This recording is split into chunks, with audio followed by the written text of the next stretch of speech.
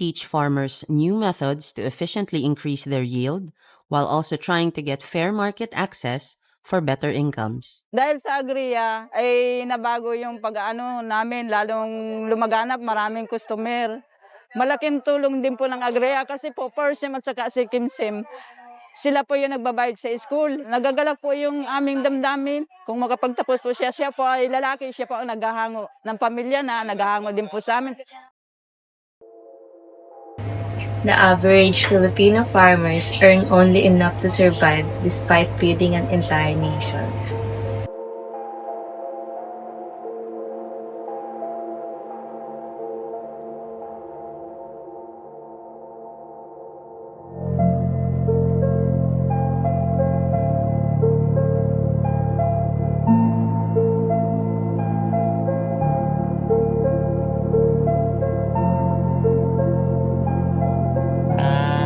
These coconut trees have been in Salvacion Gatela's family for generations.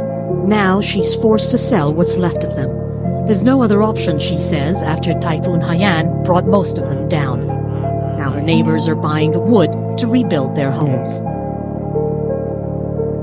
Climate change isn't just a problem. It is a daily battle for our farmers.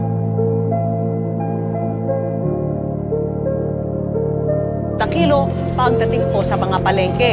Farmers are working hard to harvest their crops and hit with pandemic and oversupply. They invested money, manpower and in the end forced to sell cheap.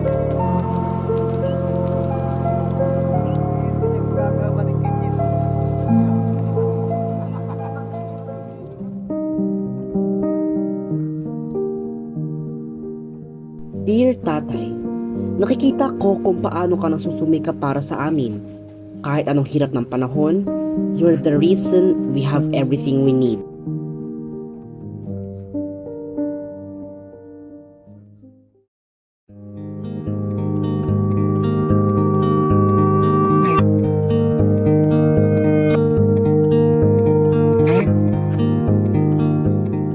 A platform to acknowledge and encourage the heroes of our fields.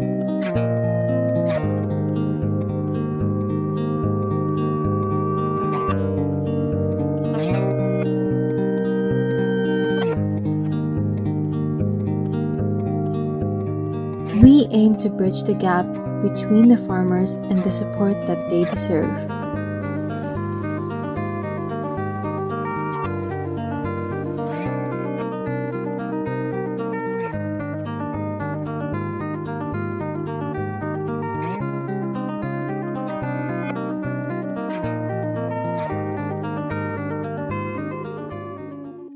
Aksyon at ginhawa sa reformang agrikultural ng responsableng yamang organiko.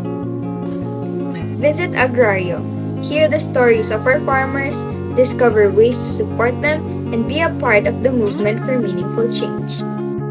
Together, let's cultivate a future where no farmers are left behind. The meals we have in the canteen, the rice on our plates, it's all because of them. Without their hard work, none of this would be possible. Para kay Tatay.